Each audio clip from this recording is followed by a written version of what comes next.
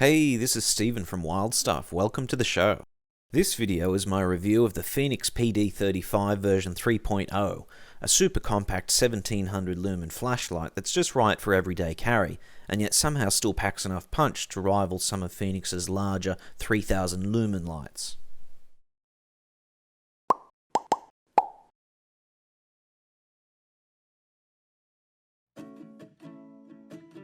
As usual, I'm not going to be dwelling too much on the tech specs and run times, physical dimensions, etc. This can all be found easily on the Fenix website. And the usual disclaimer, I bought this light with my own money with no sponsorship from Fenix, so my opinions have not been paid for. So to get started, the light is powered by a single 18650 battery which comes included in the package. In this case it's a 2600 mAh battery with a micro USB charging port on the side. This is my favourite style of charging, rather than having the port on the flashlight itself with a protective rubber flap. In my experience, rubber flaps don't last long and eventually need to be secured with duct tape. Having the charging port on the battery also means that if the port gets damaged for whatever reason, fixing it is just a simple matter of getting a new battery.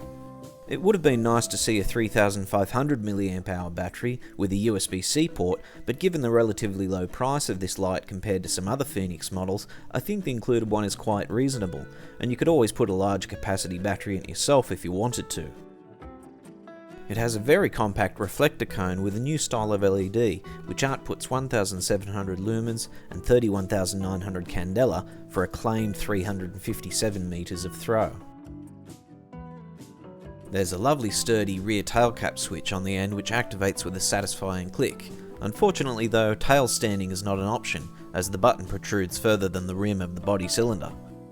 Personally, I would have preferred a flat style tail switch like on the PD32 2016 edition, which made for easy tail standing. The tail switch provides momentary on with a soft press or a full click to turn on and off. The side button then gives access to 5 different brightness settings, or a long press to activate strobe. It also has mode memory and will turn back on in the last used setting. The side mode switch also has a little battery indicator light built into it, which will eventually work its way from solid green to flashing green, then solid red to flashing red as the battery drains. It lights up for just a second or two when you push the tail switch.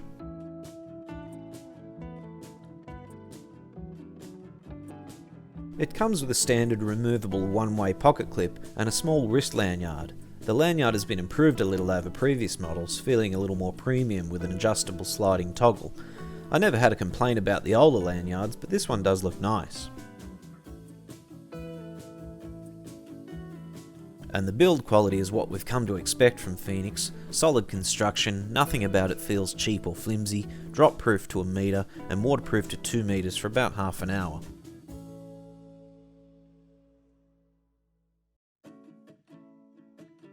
Its compact size means that you can easily slip it into a side trouser pocket, alongside a wallet or a phone, and it won't hog the entire pocket or restrict your movement. This is the ideal sized everyday carry light for me.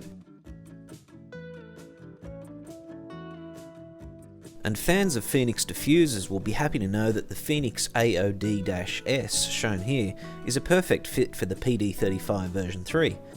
This turns your flashlight into a little mini lantern or perhaps even a traffic wand. Just don't run the light on turbo mode or you'll probably melt the diffuser.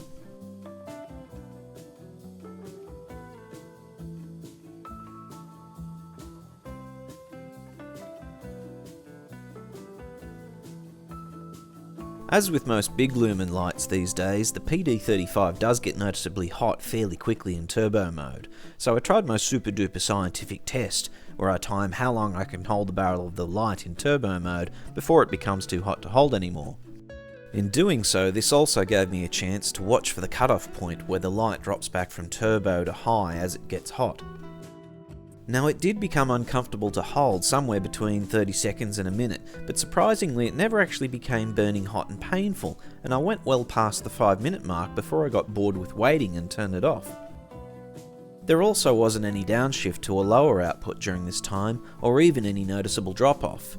Now maybe my hand was acting like a big heatsink and absorbing some heat, but on the whole I think the PD35 version 3 does a great job of managing its temperature, especially for such a physically small light. Bear in mind though, I am talking about the temperature of the flashlight body itself, not the temperature of the light coming from it. If you accidentally activated this in turbo mode whilst in your pocket, I'm pretty sure the light would burn a hole through your pants pretty quickly. And that's not a criticism of the light, that's just the reality of wanting to carry thousands of lumens in your pocket. The PD35 version 3 sells for $125.95 in Australian dollars on the Phoenix Australia website, or about $80 on the Phoenix pages in America.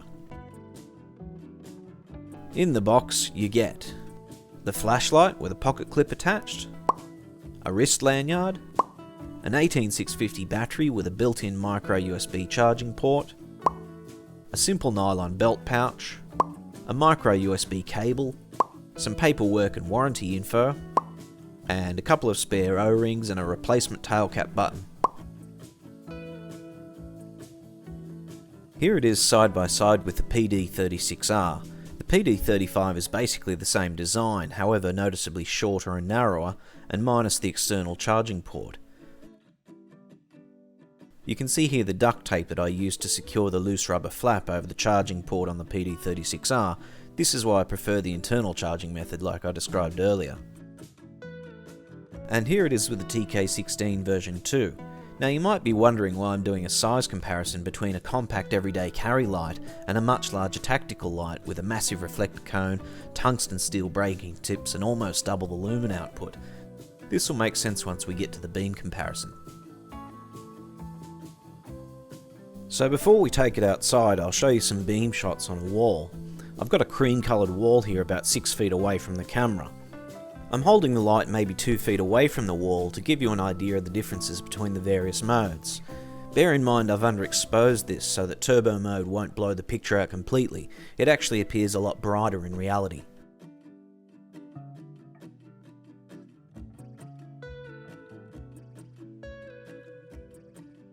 It has a very tight, intense hotspot in the middle with a reasonable amount of side spill. Next up is a side-by-side comparison with the PD36R. The PD36R has a much wider beam, but the intensity of the PD35's hotspot is unmistakable, and this is coming from a smaller light with a smaller reflector and just an 18650 battery. I've underexposed the camera even further here to focus on the detail of the centre hotspots, which means you can't see much of the side spill in the footage anymore.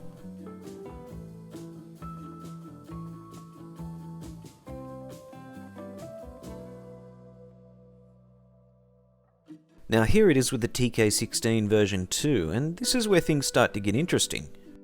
It's obvious that the TK16 has the much larger output with a more impressive overall beam, but it looks to me like the centre hotspot of the PD35 could actually be brighter than the TK16. On paper the TK16 has an almost 5000 candela advantage of centre brightness, but I'm not seeing that in real life. Could Phoenix have understated the PD35's power, or even overstated the TK16's? Am I just imagining things? Whatever the explanation, this tiny little PD35 is amazing. Likewise, here it is with the PD40R version 2, and an even bigger difference in the stated centre brightness. And we have the PD35 holding its own in comparison extremely well, with the most obvious difference being that the PD40R has a lot more side spill. And yes, I fully charged all the batteries in these lights before doing the beam tests.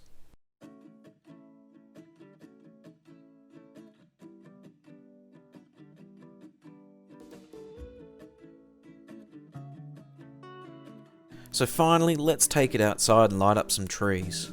The big trees at the back are about 50 metres or 165 feet from where I'm standing. The PD35 has no problems at all lighting them up like daylight.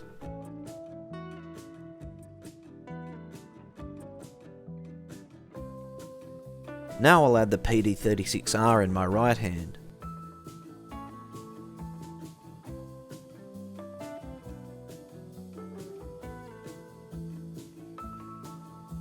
The difference to me here is clear. The PD35 version 3 is the winner.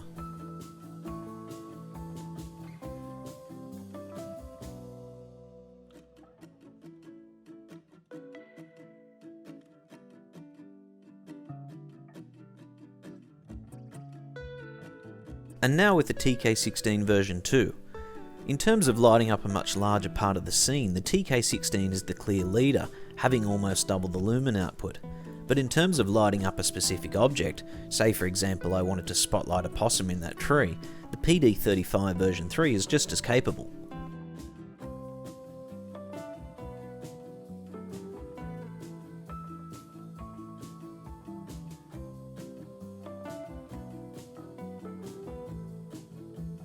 And now for my quick list of pros and cons and closing thoughts. It's insanely bright for a light of such small physical size. I wasn't expecting this kind of power from it at all. The throw is amazing and on par with much larger lights. Its intensity is more comparable with larger lights like the TK16 version 2 or the PD40R version 2, rather than other small 18650 lights with straight cylinder bodies. It's the perfect size for everyday carry. It's small, it's cute, it fits in your pocket. There's no external charging port or rubber flaps to worry about.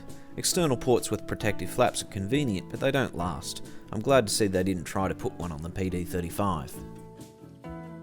It maintains a useful output very well throughout the stages of battery depletion. Turbo mode continued working correctly long after the battery indicator had turned to solid red, and it only began to downshift output modes due to lack of power once the indicator light began flashing red. This is a huge improvement over the PD40R version 2, where turbo mode can't be used at all once the indicator light begins to flash green at around 85% charge.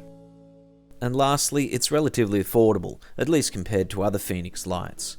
It's still a premium product at a premium price, but it's one of the more affordable offerings from Fenix, and a great starting point if you're looking for your first quality flashlight. And a very small list of cons which I had to really struggle to come up with. It gets hot quickly, but this is to be expected from a light of this size and power.